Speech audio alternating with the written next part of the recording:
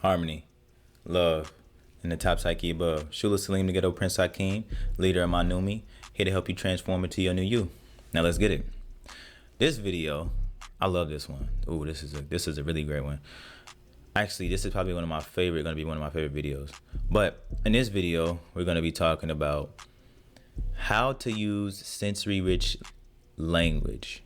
Okay, I learned this from my teacher, Ross Jeffries, and shout out to Ross. Big up to the community. Shout out to Akira and the whole speech seduction community. But also, I've learned this from hypnotherapy. Now, why first and foremost is this important for you to use sensory rich language? Well, when you're talking to a woman or just anybody who has a beautiful imagination, especially women, you want to be as vivid and detailed as possible, okay? Well, Shula, why does that make sense to be so detailed? Well, young one, or my dear friend, in order for you to even get to the senses, the five senses that we have as human beings, you have to describe them. If I tell someone, yeah, man, I went down to the pool, it was cold, I jumped out of the water and I just never got back in. Okay, you can see them getting in the pool, getting out, or whatever. Maybe even them shivering. But if someone were to say, man, I went to the pool, right? And I stuck my toe in there and my toe damn near froze up, right? So I was like, man, this is cold. But usually the pool is cold anyway. So I was like, all right, forget it. I'm just going to jump all the way in and eventually to warm me up. So I stood all the way back here, right? And I said, forget it. I'm just going to jump directly in the middle. I took off. Whoom, whoom, whoom, whoom, whoom. I feel the sweat already hitting. Whoom. I get to the edge and I'm like flying in the air, dude. I feel like the wind was just blowing all underneath me. And I come in the water. Psh, splash, water just everywhere. It's like an explosion in the water. When I tell you, dude, I rose back to the top like a glacier. I was so damn cold, I literally thought that I was in a refrigerator. It didn't make sense to me. And I started to think to myself, if I don't get out of this damn pool, I might freeze. I might really die. Okay? Because I don't like the cold. So I swam all the way to the end with all my might, using all my energy. I'm thinking I'm going to get warmer and warmer, but it's not getting me no warmer. It's just getting colder and colder.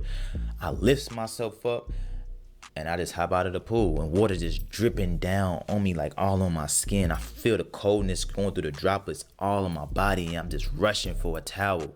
Man, I put that towel on so quick, it just felt like a warm oven mitt around my body. And I just said I would never get in that pool again because it was stupid cold. Now you see the difference between the two stories. Even the sense of me describing them, it felt, I was imagining literally being in the water, literally step by step from getting inside the pool to getting out, from the beginning to the end. And I felt everything. I felt the coldness. I felt the water splash, the heaviness of the water. I felt the air underneath me when I dived into the water or jumped into the pool. These are things that really help captivate because you're using sensory rich language. Another important thing about sensory rich language is that you can convey the feelings that you want people to feel. That's powerful, right? Because being that we're all human, and being that most of us have all of our senses, it's a likely chance that we've most likely experienced a lot of the things that others have already experienced. Okay? And I'm going to do a deeper video on this on my Patreon. Once I get it created, you guys will definitely know it'll be under this video. So if it isn't under this video right now, it's because it has not been created. But once I really get into it, it'll definitely be under this video. But sensory rich language, it's like a poem. You know, it's like Shakespeare. It's like some of the great playwriters. You know, you want to be able to have somebody feel exactly, see exactly, hear exactly, smell, taste, touch exactly what your words are conveying. And if you have emotional intelligence to be able to tell a story or to be able to express some information in a way that makes sense, you're not going to be expressing a death in the family in a happy manner. Most of us aren't, unless you're crazy or you just didn't like the person. But for the most part, you're not going to be expressing a loved one's death in a happy manner. So you do have to use emotional intelligence, and this just comes with being yourself. This is what comes with naturally feeling those feelings, thinking those thoughts, seeing those pictures in your mind. This is very powerful, man. This can be the difference between you getting a job and you having to file for unemployment. This can be the difference between you winning a particular type of speaking contest versus you going home, you losing.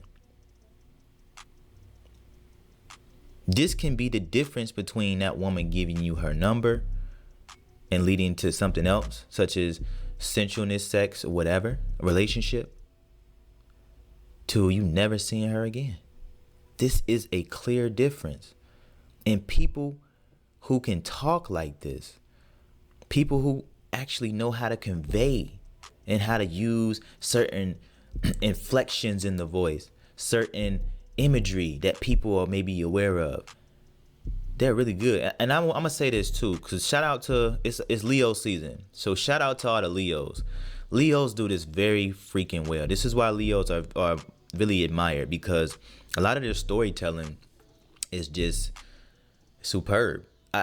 It's almost like even Leo moons. If y'all don't know about astrology, get up with it. But Leo suns, Leo moons, anybody with the 5th house placement, first house placement, especially sun in the first house, or a sun conjunct.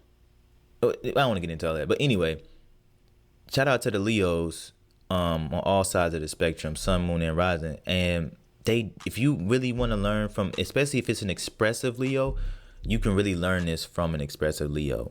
The way that they story tell, they just exaggerate it. And I've seen Leos do this literally, because I've seen the story. I've seen it happen with my own eyes.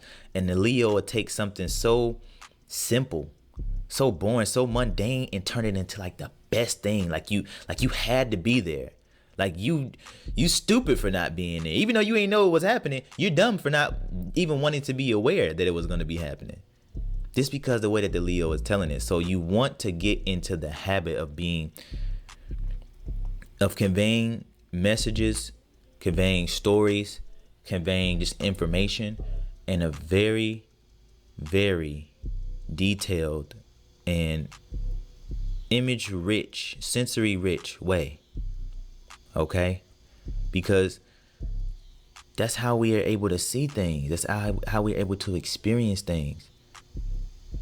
And the brain can't really tell the difference between what is real life and what is really being imagined.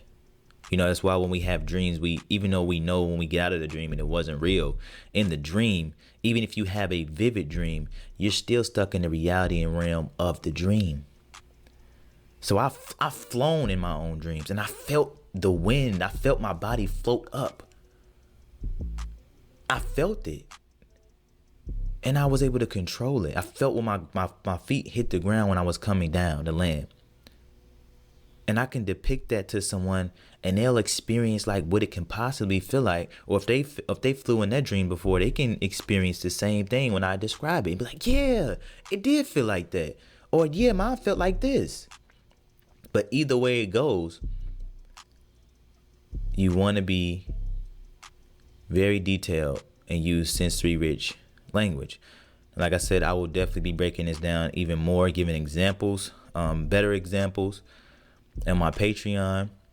I haven't come up with the Patreon yet. I'm still waiting on building up my following on YouTube, but I appreciate everybody who's watching, who's supporting. I know that my information is very different from a lot of other people, and shout out to those other people in this community, teaching, self-improvement, how to deal with women, how to build yourself up, how to truly and genuinely care about other people and yourself. That's what I feel as though I'm really about.